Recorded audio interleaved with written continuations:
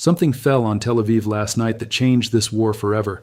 Not the kind of missile that makes one building collapse and leaves a clean crater. Something far worse. Something that spread fire across an entire neighborhood simultaneously, from dozens of points at once, like the sky itself had broken apart. And as of right now, some of what fell still hasn't gone off. The missile is called the Kheibar Shekan. That name isn't random and it isn't accidental. Kheibar refers to a battle fought in 628 AD, when early Muslim forces defeated Jewish tribes at a fortress in the Arabian Peninsula. The word translates roughly as fortress breaker or castle destroyer. Every time Iran fires this missile at Israel, there's a message layered into the very name, one that goes far beyond the military dimension and lands squarely in the symbolic. Iran isn't just launching a weapon, it's launching a statement. Now here's what makes this thing genuinely frightening on a technical level. The Kheibar Shekan is a solid-fuel, medium-range ballistic missile, meaning it doesn't need the lengthy preparation time required for liquid-fueled systems. IRGC engineers claim it can be made launch-ready in under 15 minutes. Its operational range sits at 1,450 kilometers, more than enough to reach any point inside Israel from Iranian soil. The speed is where it gets almost surreal. Outside the atmosphere, this missile travels at over 19,500 kilometers per hour. Inside the atmosphere, where interceptors actually have a shot at hitting it, it's still moving at roughly 9,800 kilometers per hour. And its warhead doesn't just fall on a straight line, it maneuvers. As it re-enters the atmosphere, it performs evasive actions, adjusting trajectory, confusing interception solutions, buying itself those extra critical seconds. The warhead impacts at somewhere between Mach 2 and Mach 3. By any measure, this is not a crude weapon, this is a precision instrument of destruction. And last night, Iran filled these precision instruments with something that transformed them from a military threat into a humanitarian nightmare. But what comes next isn't just about the weapon, it's about what the weapon carries inside. Picture a conventional missile strike. There's a boom, a crater, a blast radius. You know where it hit, you can mark it on a map, send in emergency crews, assess the damage, start clearing debris.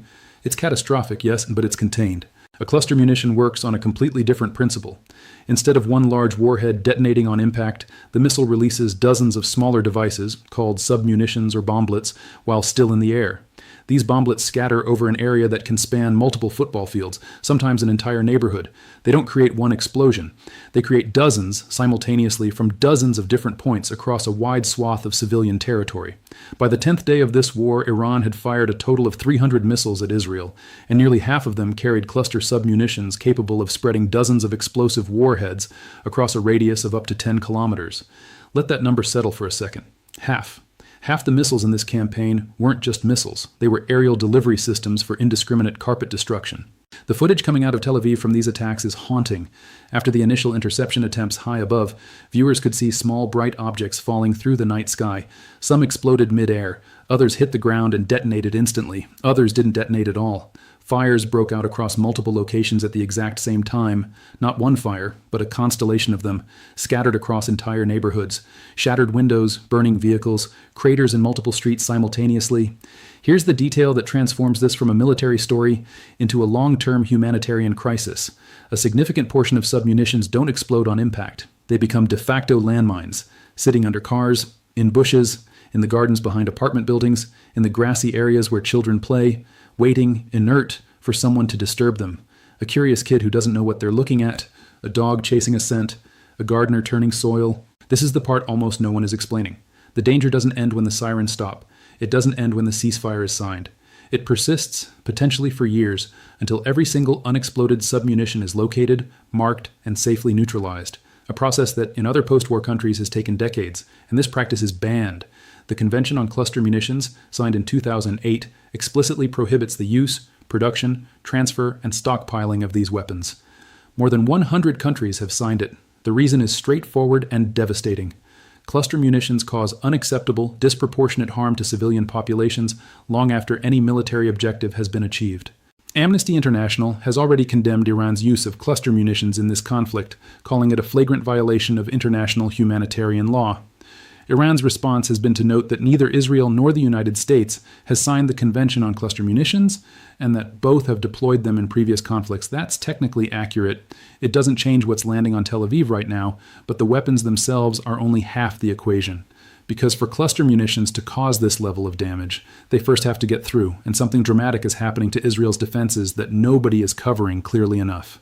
For years, Israel's multi-layered air defense architecture was treated as something close to invincible in Western media. The Iron Dome footage, those dramatic nighttime explosions blooming across a dark sky, became a visual shorthand for Israeli technological superiority. The message was clear. Fire at Israel and your missiles get swatted out of the air like flies. That narrative is crumbling. Israel operates three main defensive layers. Iron Dome handles short-range threats, the rockets that Hamas and Hezbollah have traditionally fired from close range. Each interception costs roughly $30,000. David's Sling handles medium-range missiles, the kind Hezbollah maintains in abundance in Lebanon. Each interceptor running approximately $1 million per shot. And then there's the Arrow system, specifically built to neutralize long-range ballistic missiles like the Kheibar Shekan fired directly from Iranian territory. Arrow interceptors run approximately $3 million each. So $3 million per shot against a missile that cost Iran somewhere between $200,000 and $500,000 to manufacture. Even setting aside that staggering cost gap, the system has to actually work. In the early exchanges of this current war, when Iran launched 322 missiles and the combined U.S.-Israeli defense network attempted to stop them, 273 were successfully intercepted, a rate of approximately 85%. That sounds impressive until you think about what the other 15% means when you're talking about ballistic missiles falling on a densely populated country. And 85% was the beginning. Reports from multiple sources indicate the interception rate has declined as the conflict extended and Iranian missile tactics evolved. A now viral video, viewed millions of times, shows a single Iranian missile evading more than 10 Israeli interceptors in sequence, each one detonating close but not close enough before the missile hits its target. That video circulated because it confirmed what Israel's adversaries had long suspected, and Israel's defenders had long denied. The shield has gaps, and under sustained pressure, those gaps widen. The reasons are compounding. First, interceptor stockpiles are finite and can't be replaced quickly. Manufacturing Arrow missiles takes months. Reports from the last major Iran-Israel exchange in mid-2025 indicated Israel was already running low on Arrow interceptors before this current war even began. Second, the Kheibar Shekan's maneuverable warhead specifically defeats the predictive math that interception systems rely on. Every time the warhead adjusts its trajectory, every calculation made by the interceptor becomes partially obsolete. Third, Iran isn't firing one missile at a time. They're launching waves, dozens of missiles combined with swarms of drones, forcing Israel to use cheaper interceptors on the drones while the expensive Arrow systems chase the ballistic threats. Before mid-2025, analysts estimated Iran held approximately 3,000 ballistic missiles and around 400 missile launchers. In the first 4 days of this current conflict alone, Iran launched over 500 ballistic missiles and more than 2,000 drones. U.S. Admiral Brad Cooper noted that American forces had struck nearly 2,000 Iranian sites with over 2,000 munitions, destroying hundreds of ballistic missiles, launchers, and drones. But hundreds out of thousands still leaves a formidable arsenal, and it's an arsenal Iran has been willing to spend at a punishing rate. The math favors the attacker, and Iran knows it. Numbers and news coverage have a way of losing their weight after a while. 28 killed sounds like a statistic until you think about what 28 people means in human terms. Let me lay out what the first week of this current campaign did to Israeli civilian life. Since this wave of Operation True Promise 4 began, at least 28 Israeli civilians and one soldier were killed by Iranian missile strikes. More than 3,200 people were hospitalized with injuries. The deadliest single attack hit the city of Beit Shemesh, killing 9 people and injuring over 28 others in one strike. Missiles landed near highways approaching Jerusalem. Debris from interception attempts fell into residential neighborhoods, because when a $3 million interceptor destroys a ballistic missile at altitude, the debris from both has to come down somewhere. Air raid sirens have become the background noise of daily existence across central and northern Israel. Schools closed, businesses shuttered. Millions of people are spending significant portions of every day in reinforced shelters, listening for the all-clear signal that means it's safe to step outside again, at least for now. And now layer the cluster munition contamination on top of all that. Israeli bomb disposal teams are working around the clock to locate unexploded submunitions across residential areas, but they can't find them all. Not immediately. The small bomblets can land in spots that are nearly impossible to detect without systematic, exhaustive sweeps of entire neighborhoods. The Israeli population isn't just dealing with nightly missile attacks.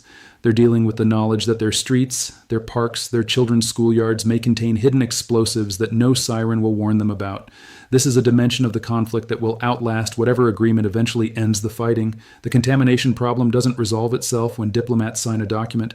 But why is Iran doing this? Not just militarily, strategically? Because the answer reveals something about how this war is actually being fought and where it's heading. Iran isn't operating under any illusion that it can militarily destroy Israel through missile barrages alone. The Israeli Defense Forces would still exist. The Israeli Air Force would still be operational. Israel's nuclear deterrent remains intact. No volume of ballistic missiles changes those realities. What Iran can do, and what Operation True Promise 4 is explicitly designed to achieve, is make ordinary life inside Israel unsustainable over time, force millions of people into shelters every night, destroy economic productivity, create a grinding, exhausting, indefinite state of fear and disruption that corrodes civilian morale from the inside. Cluster munitions amplify this strategy in ways that conventional warheads simply cannot. A regular missile destroys a building. That's awful, but the building can eventually be cleared and rebuilt, and life moves forward. Cluster munitions contaminate an entire area. They make people afraid to walk through their own neighborhood even after the sirens stop. They turn parks into potential hazard zones. They transform the act of sending a child outside to play into a risk calculation. This is psychological warfare operating at the neighborhood level, not targeting armies or infrastructure, but targeting the basic sense of safety that people need to continue living normal lives. The cost arithmetic makes this even more sustainable for Iran. Each Kheibar Shekan with a cluster warhead costs Iran somewhere between $200,000 and $500,000. Defending against it requires Israel to potentially spend $5 to $10 million in interceptor costs, and even a successful interception doesn't guarantee the submunitions don't scatter before destruction. Iran can manufacture replacement missiles considerably faster than Israel can manufacture the weapons to stop them. Over an extended conflict, this equation becomes genuinely unsustainable for Israel. It's asymmetric warfare distilled to its most brutal logic. Spend a little to force your opponent to spend a lot, and keep doing it until either side breaks. The question now is whether any diplomatic path exists before the arithmetic reaches its conclusion, and the answer, as of right now, is complicated. Iran did reach out. Quietly through another country's intelligence service, Tehran reportedly contacted the CIA in early March 2026 to explore terms for ending the conflict. U.S. officials described the approach as not serious for now and expressed skepticism that either Washington or Tehran was genuinely ready for an off-ramp at that point. Since then, the signals from both sides have been mixed in a way that makes the picture difficult to read.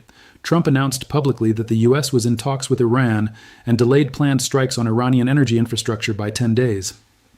Iran's government denied any negotiations were taking place. Israeli officials privately suggested the supposed talks were a tactic to buy preparation time for further military action, noting that the Iranians do not appear to be in any concession mode.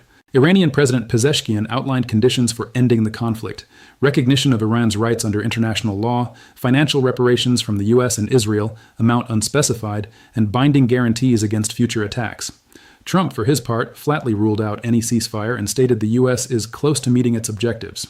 He claimed Iran's military capabilities had been significantly weakened, suggesting the conflict may be approaching what he considers a decisive phase. Meanwhile, the missiles keep flying.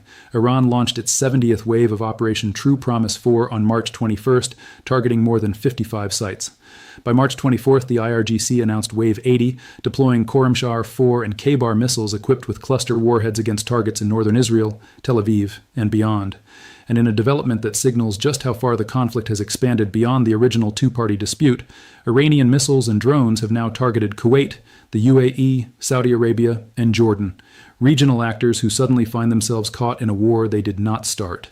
The conflict is spreading, the weapons are escalating, and neither side appears ready to pull back. What's unfolding right now isn't just a missile exchange between two regional powers. It's a live-fire test of whether a modern democratic state can sustain indefinite defensive warfare against a determined adversary willing to absorb enormous punishment in order to impose costs on the other side. Israel has the most sophisticated air defense system ever built. That system is being tested in ways its designers never fully anticipated, not against a single coordinated attack, but against an unending series of waves, each one probing for weaknesses, each one draining resources that cannot be replaced at the same speed they're being consumed. The cluster munition escalation represents something beyond a tactical choice. It's a line Iran crossed deliberately, knowing it would provoke international condemnation because the military and psychological benefits outweigh the diplomatic costs.